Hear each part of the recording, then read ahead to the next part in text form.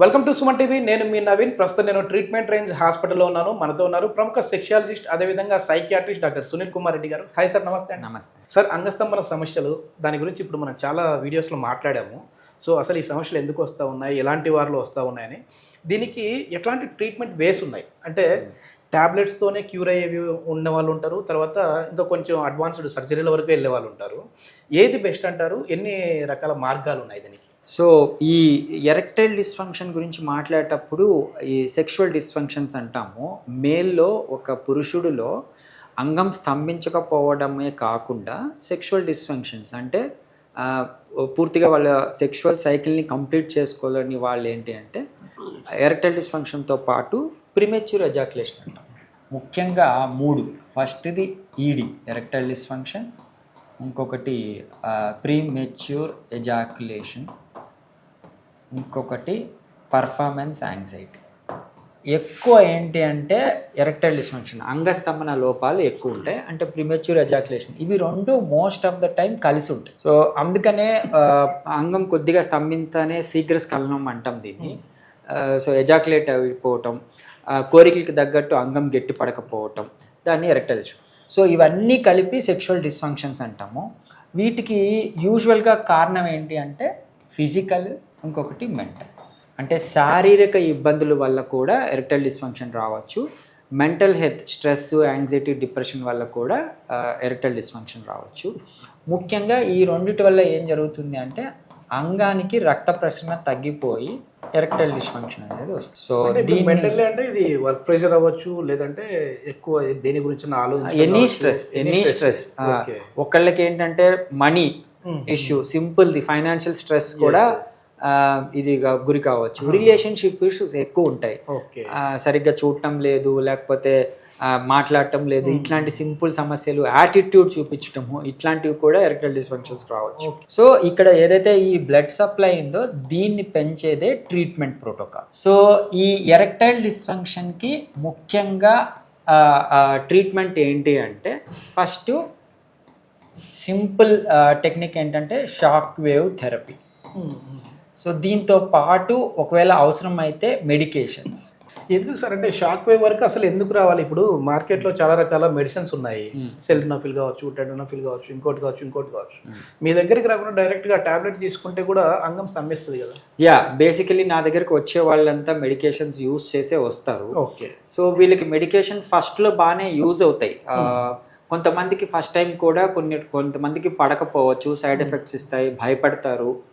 వాళ్ళకి అవగాహన ఉండకుండా ఎంత డోస్ వాడాలా ఏంటి అని తెలియకుండా కూడా వాళ్ళ ఫ్రెండ్స్ సజెస్ట్ చేయటము దాని ద్వారా చేసేస్తారు. బట్ ఈ మెడికేషన్స్ ఏంటి అంటే డిపెండెన్సీని ఇస్తాయి. అంటే వాళ్ళు సెక్షువల్ యాక్ట్కి వెళ్ళడానికి ఈ టాబ్లెట్ వేసుకుంటేనే అంగం స్తంభించడం అనేది జరుగుతుంది. సో ఆ డిపెండెన్సీ అనేది సైడ్ ఎఫెక్ట్స్ లాగా తీసుకుంటే ఇది ఎర్లీ ఏజ్లో వాళ్ళకి చాలా ఇబ్బందికరం. మ్యారేజ్కి ముందే దీన్ని వాడటము, యూజువలీ డైరెక్ట్ సెక్షువల్ యాక్ట్కి వెళ్ళినప్పుడు అంగం స్తంభించకపోవటము, ఇలాంటి సమస్యలు వస్తాయి. అందుకనే మెడికేషన్స్ కన్నా న్యాచురల్ వేలో ఇంప్రవైజ్ చేసే పద్ధతి ఈ షాక్ వేవ్ థెరపీ. అది మనం ప్రిఫర్. ఓకే, ఫస్ట్ మెడికేషన్, తర్వాత ఇంకేమున్నాయి సార్? Shock wave. ఈ షాక్ వేవ్ తర్వాత ఏంటంటే షాక్ వేవ్ యూజువలీ 80% ఆఫ్ అంటే యంగ్ పర్సన్స్ లో అయితే ఈజీగా కరెక్ట్ చేసేస్తాము. మనం డైరెక్ట్ గా మనం షాక్ వేవ్ థెరపీ అలాగా అప్లై చేయమంటే బేసికలీ ఫస్ట్ హిస్టరీ తీసుకుంటాం. అసలు ఎప్పటి నుంచి ఎందుకు ఇబ్బంది అవుతుంది, అసలు అంగస్తంభన సమస్యని మీకు ఎలా తెలిసింది, ఇలాంటి సింపుల్ క్వైరీస్తో మనకు పర్సన్ అనేది అర్థమవుతారు. సో దాని తర్వాత వాళ్ళని మనం diagnosis, erectile dysfunction, only premature ejaculation ఉందా, పర్ఫార్మెన్స్ యాంగ్జైటీ ఉందా అని తెలుస్తుంది. దాని తర్వాత సింపుల్ పరీక్షలు, అంటే హార్మోనల్గా వాళ్ళకి ఏమన్నా ఇబ్బంది ఉందా, అంటే మగతత్వానికి సంబంధించిన హార్మోన్స్ ఉంటాయి కదా, టెస్టోస్టెరాన్, FSH, LSH అని కొన్ని లిస్ట్ ఆఫ్ హార్మోన్స్, వాటిల్లో ఏమన్నా లోపాలు ఉన్నాయా అని చూసుకుంటాం. దాని తర్వాత వాళ్ళు వెదర్ దే ఆర్ అంటే ఫిజికల్ ఎగ్జామినేషన్ చేస్తాం. ఫిజికల్ ఎగ్జామినేషన్ అంటే మనం డైరెక్ట్గా అంగాన్ని పరీక్షించడం అనేది జరుగుతుంది. సో చిన్న పరీక్షలు చేస్తాం అంగానికి. సో అంతా బాగానే ఉంది అన్నప్పుడు సింపుల్గా ఈ బ్లడ్ సప్లై తగ్గింది అంటే మనం షాక్ వేవ్ థెరపీ ఇవ్వడం ద్వారా వాళ్ళకి ఈ అంగస్తంభన లోపాలను తీసేయచ్చు. నెక్స్ట్ థింగ్ అంటే షాక్ వేవ్ థెరపీ వర్కౌట్ కావట్లేదు, సెషన్స్ ఇస్తున్నాము బట్ స్టిల్ కొద్దిగా కూడా ఇంప్రూవ్మెంట్ లేదు అన్నప్పుడు పీ షాట్స్ అంటాం. యాక్చువల్లీ పెనైల్ షాట్స్ అంటాము, బట్ మన రక్తాన్ని పిఆర్పి టెక్నిక్ అంటాం కదా, ఏదైతే మోకాల్లో ప్లేట్లెట్ ప్లేట్లెట్ రిచ్ ప్లాస్మా అనేది అయితే ఓకే అదే టెక్నిక్ అన్నమాట P shots. Okay P shots ఏంటంటే అంగానికి రెండు వైపులా మజిల్స్ ఉంటాయి.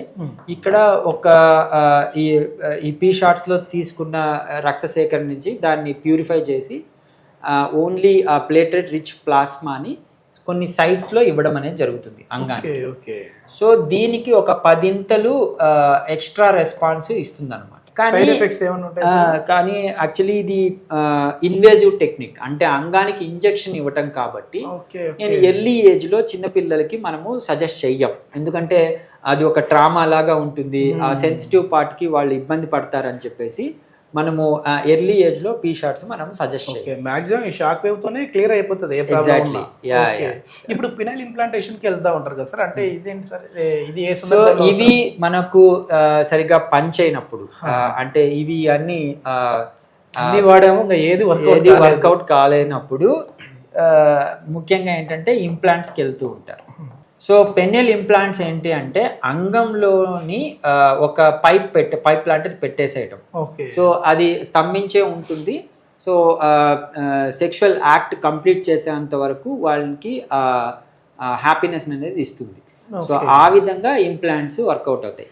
బట్ ఇవి డైరెక్ట్గా మనం చేయకుండా డైరెక్ట్గా ఇంప్లాంట్స్కి వెళ్తే మాత్రం ఇది ఇన్వేజివ్ టెక్నిక్ కాబట్టి ఈ సైడ్ ఎఫెక్ట్స్ వాళ్ళకి ముందే వివరించి ఏదైనా ముందు అంటే సర్జరీ వరకు వెళ్ళకుండా సేఫెస్ట్ మెథడ్స్ ఉన్నాయి కాబట్టి ఫస్ట్ న్యాచురల్ గా వచ్చేసి చేసుకోవచ్చు. Okay okay.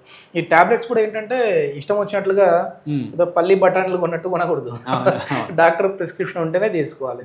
సో ఒకవేళ ఏదైనా ఇట్లాంటి టాబ్లెట్స్ స్టార్ట్ చేయాలనుకునే వాళ్ళు మినిమం డోసేజ్ ఎంతతో స్టార్ట్ చేయాలి? సో ఈ యాక్చువల్లీ మెడికేషన్స్ అన్నాం కదా, EDE2 ఇన్హిబిటర్స్ అంటాం. సో వీటిల్నే వయాగ్రా అంటాం. సో ఈ వయాగ్రాస్ యూజువలీ సిల్డనాఫిల్ కావచ్చు, టెడలాఫిల్ కావచ్చు, అవినాఫిల్ కావచ్చు, వర్డినాఫిల్ కావచ్చు, ఇవి చాలా రకాల ఇప్పుడు మార్కెట్లో చాలా రకాల మెడికేషన్స్ దొరుకుతాయండి. ఈ మెడికేషన్స్ ఏం చేస్తాయి అంటే అంగంలోని రక్తనాళాల సైజుని డైలేట్ చేస్తాయి. ఓకే. సో ఇది చాలా టెంపరవరీ. ఇది బేసికలీ డోసేజ్ ఇవంతా ఏంటి అంటే వాళ్ళ రెస్పాన్స్ని బట్టి మనము ఇవ్వడం అనేది జరుగుతుంది. సో కొన్ని ఏమో 100 mg దొరుకుతాయి, కొన్ని ఏమో 10 mg 5 mg దొరుకుతాయి. తక్కువ వేసుకుంటే బాగుంటుంది అని కొంతమంది అనుకుంటారు. బేసికలీ సబాప్టిమల్ డోసెస్ అంటే ఆప్టిమల్ డోసెస్ కాకుండా ఎఫెక్టివ్ డోస్ కాకుండా తక్కువ డోస్ పెడితే అసలు పని చేయవు. సో వాళ్ళకి మన ఇంటర్వ్యూ ప్రాసెస్లో వాళ్ళకి అర్థమయ్యేటట్టు ఎగ్జామిన్ చేసినప్పుడు మనకు అర్థమవుతుంది. దాన్ని బట్టి వాళ్ళకి 5 mg 100 mg 200 mg మనం సజెస్ట్ చేయడం అనేది జరుగుతుంది. ఇది మొత్తానికి ఏంటంటే మొహమాట పడిపోయి డాక్టర్ల దగ్గరికి వచ్చి చెప్పుకోవాలంటే ఇబ్బంది అని చెప్పేసి సొంత నిర్ణయాలు తీసుకొని టాబ్లెట్స్ వాడారు అని అంటే రేపు అనే రోజు ఈ ట్రీట్మెంట్ కూడా సహకరించని విధంగా ఉంటుంది అని చెప్పేసి డాక్టర్ గారు చెప్తా ఉన్నారు. Thank you sir. Thank you.